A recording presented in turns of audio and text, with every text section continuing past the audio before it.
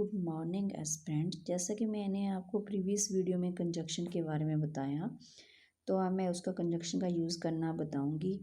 तो आपको एक बार फिर से बता देती हूँ कि कंजक्शंस वो वर्ड्स होते हैं जो दो वर्ड्स को ज्वाइन करते हैं, फ्रेजेस को ज्वाइन करते हैं, क्लोजेस को, या फिर दो स्मॉल सेंटेंस को आपस में जोड़ते हैं। जब हमें एक लंबा सेंटेंस बनाना होता है तो हमें कंजक्शन का यूज़ करना पड़ता है। जैसे तो फर्स्ट रूल है हमारा, जैसे मैंने आपको ऑलरेडी मैं सबको रूल आपको 18 के 18 बता चुकी हूँ। तो फर्स्ट रूल में आपको एक्सप्लेन करना, कैसे यूज़ करना ये बता रही हूँ कि जैसे ऑल दो और जेट का प्रयोग है, जेट या कोमा का यूज़ भी कर सकते हैं।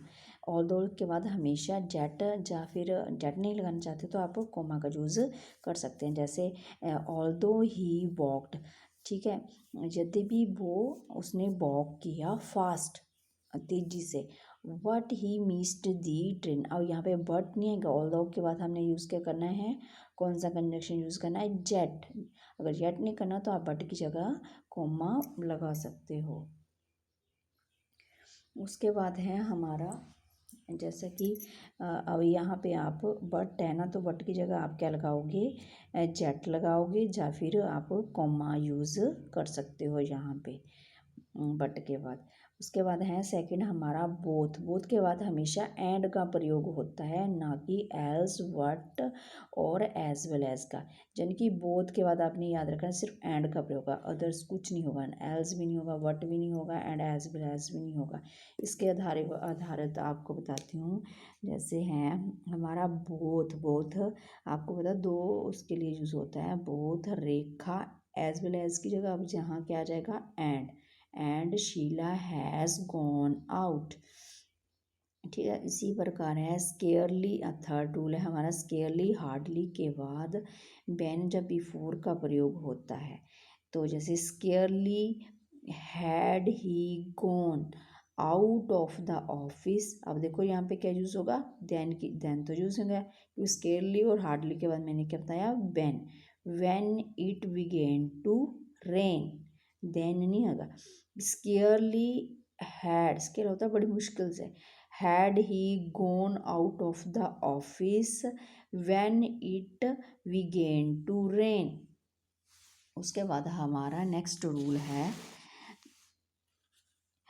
लीस्ट। लीस्ट एक नेगेटिव वर्ड्स है, इसके बाद हमेशा शुड का प्रयोग होगा, नॉट का प्रयोग नहीं होगा, क्योंकि ये पहले ही नेगेटिव है।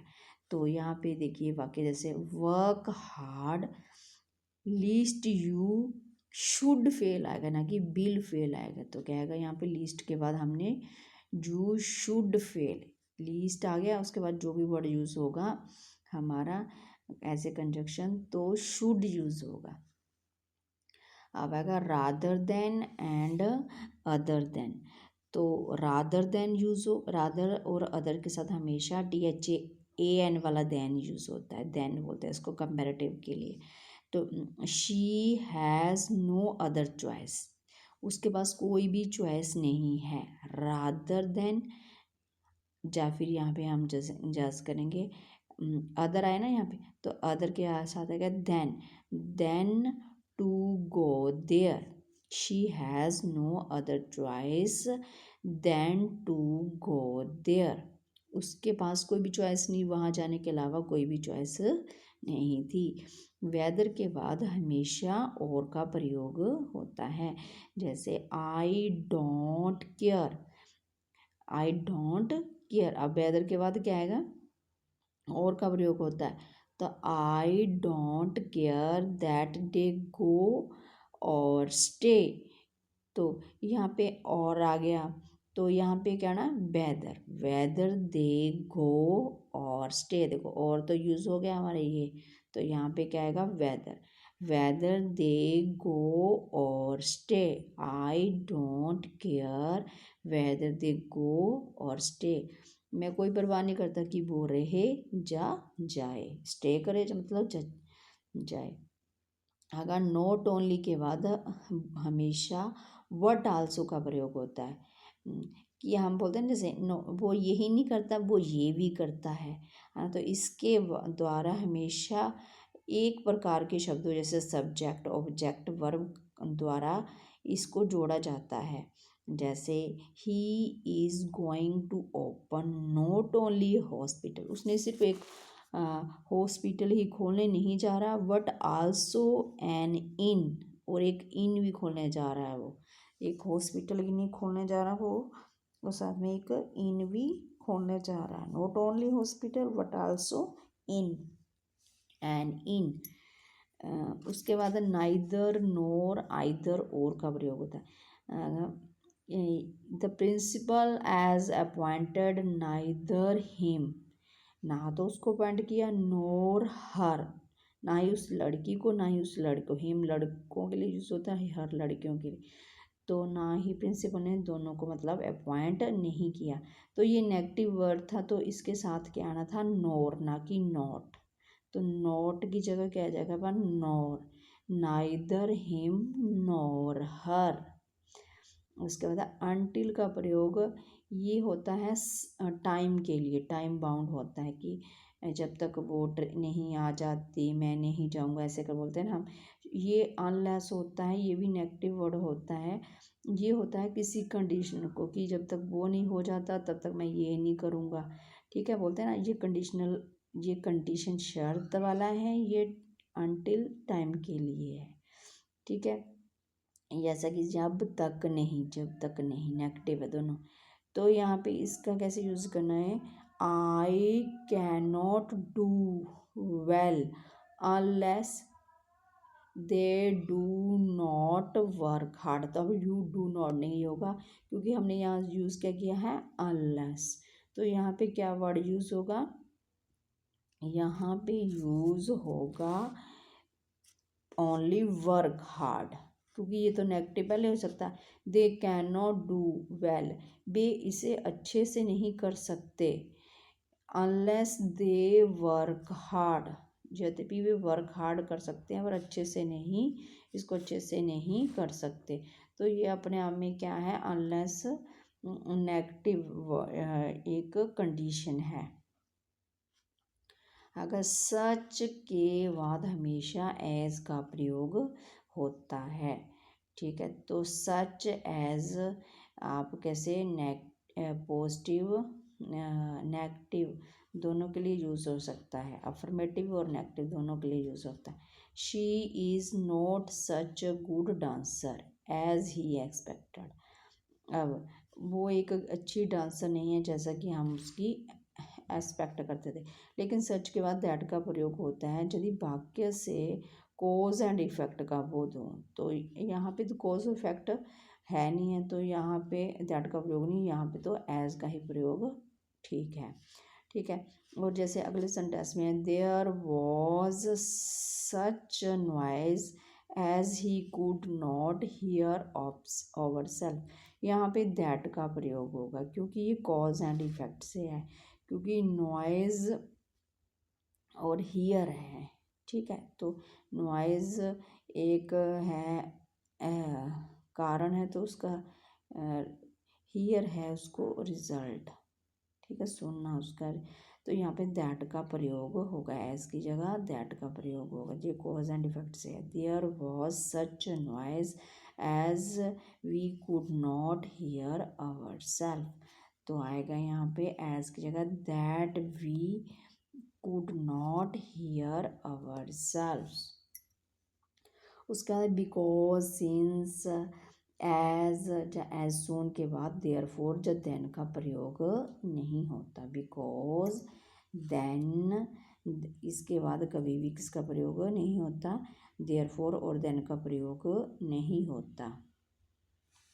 ठीक है, जैसा कि आपको मैं यूज़ करना बताऊंगी यहाँ पे। जैसे as he came late before he was punished, he, as he came late, जैसा कि वो लेट आया है, तो जैसा कि तो हो गया। तो आपको बताएं देयरफॉर यहाँ पे यूज़ नहीं होगा। ही वॉज पनिश्ड, अगर लेट आएगा तो पनिश तो होगा, तो यहाँ पे हमें देयरफॉर लगाने की नीड नहीं है। तो एज आपको वैसे बताया कि एज सून आ जाए, सिंस आ जाए, बिफोर आ जाए, जैसा कि मैंने आपको नीचे बताया आ जाए तो आपने क्या यूज़ नहीं करना है, क्या यूज़ नहीं, जब ये सारे आ जाए तो आपने देयरफॉर का यूज़ या देन का यूज़ नहीं करना है। तो यही बताया हमने यहाँ पे। तो ईयर आ गया, तो हम इसका एज आ गया था, तो हम यहाँ पे देयरफॉर का यूज़ नहीं करेंगे। उसके बाद है द सेम के बाद रिलेटिव प्रोनाउन दैट जा एज का प्रयोग होता है। जैसे सेम आ जाए, जब हम किसी सेम गर्ल के बारे में, जैसे सेम बॉयज़ के बारे में बात कर रहे हैं, तो उसके बाद दैट या एज का प्रयोग होगा। ठीक है, जैसे she is the same girl, ये वही लड़की है who met me yesterday, who नहीं आएगा, यहाँ पे आएगा दैट मेट मी जस्ट, क्योंकि सेम रिलेटिव है इसलिए दैट और एज का प्रयोग, दैट और एज का प्रयोग होगा यहाँ पे। ठीक है, उसके बाद है हमारा, जैसे अगर हमारी वर्ब स्पष्ट ना हो कि वर्ब क्या है, तो हम एज का प्रयोग करेंगे। ठीक है, जैसे इसमें तो वर्ब क्लियर थी ना, मेट, तो यहाँ पे हमने दैट का प्रयोग कर दिया। अगर हमें वर्ब ही नहीं क्लियर हो तो हम माइन किए, जैसे यहाँ पे माइन यूज़ किया, तो हम यहाँ क्लियर नहीं है माइन कौन सा माइन, तो यहाँ पे हम एज का यूज़ करेंगे, as mine, this is the same pen as mine, जैसा कि मेरा है। आगे है रूल नंबर 13 में, एल्स के बाद बट का प्रयोग होता है, देन का नहीं। जैसे आई वॉन्ट नथिंग, मैं कुछ नहीं जानता, else what to meet him once, कि वो एक बार मुझसे मिले। आई वॉन्ट नथिंग एल्स, मैं इसके अलावा कुछ भी नहीं जानता, what to meet him once. ठीक है, तो यहाँ बट एल्स के बाद बट का प्रयोग होता है, देन का प्रयोग नहीं होता। यहाँ पे देन नहीं यूज़ हुआ, देखो नहीं हुआ यूज़, यहाँ पे एल्स भी यूज़ हो गया, वट भी यूज़ हो गया। उसका WH फैमिली जितने भी इंटरोगेटिव वर्ड्स हैं, अगर हम उसको एज ए कंजंक्शन यूज़ कर रहे हैं तो उसके आगे दैट या एज टू का प्रयोग नहीं होगा। जैसे शी आस्क्ड हिम, उसने उससे पूछा, दैट वेयर ही वेंट, कि वह कहाँ गया। तो यहाँ पे किसका WH उनका दैट का यूज़ बताया, दैट और एज का प्रयोग नहीं करना, तो यहाँ पे दैट का प्रयोग नहीं होगा। She asked him where he went, she asked him where he went. 16 as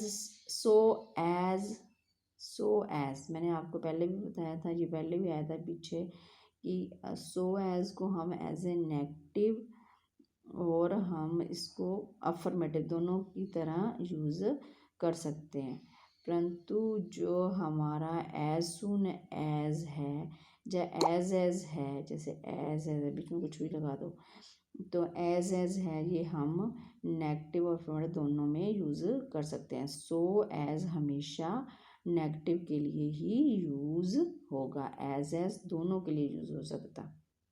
जैसे he is not so good as Avinash, अब तो नेगेटिव के लिए यूज़ होगा, मैं उतना क्या नहीं, अच्छा नहीं है जितना कि Avinash. He is not as good as Avinash, ये भी नेगेटिव के लिए हो गया। एज यहाँ पे एज यहाँ पे अविनाश।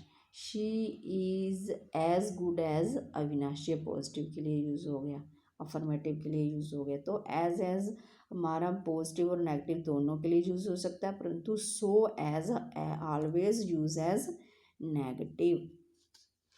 तो नेक्स्ट है हमारा नो सूनर के बाद हमेशा देन का प्रयोग होता है। देन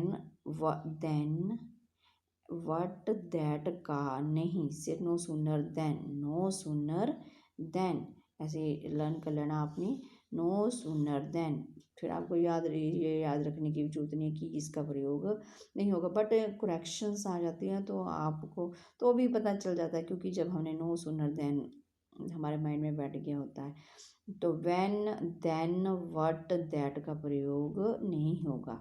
तो नो सूनर, देखो माइंड में आ रहा है ना, then had he reached home, then then नहीं आएगा यहाँ पे, then she left, then she left, यहाँ पे देन का नो सूनर देन, ठीक है, चेन वाला देन यूज। उसके बाद आ गया हमारा, एक होता है हमारा सेल्डम और नेवर। सेल्डम होता है कभी कभार, नेवर होता है कभी नहीं। सेल्डम और नेवर, हम कुछ चीज़ों को कभी कभार जब कभी नहीं यूज़ करते, ठीक है। कुछ चीज़ें होती है उसको हम कभी कभार और हमेशा यूज़ करते हैं, कभी कभार जब हमेशा यूज़ करते हैं।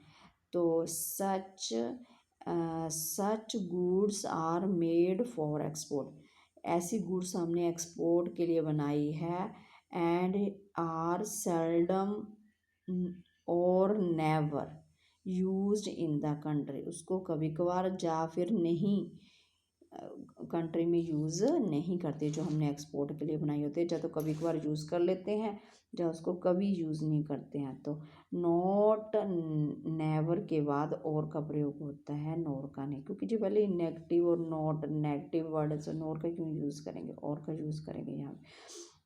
We have never met her nor return to her, never met her और नोर रिटर्न टू हर। आगे है 9th वाला, हमें रिलेटिव प्रोनाउन के पहले एंड का प्रयोग नहीं होता है। She is a beautiful girl who is my wife, तो यहाँ पे किसका प्रयोग होगा, एंड का प्रयोग नहीं होगा, क्योंकि यहाँ पे सेम रिलेटिव प्रोनाउन की बात हो रही कि वही लड़की है जो मेरी वाइफ है। Thank you, have a nice day.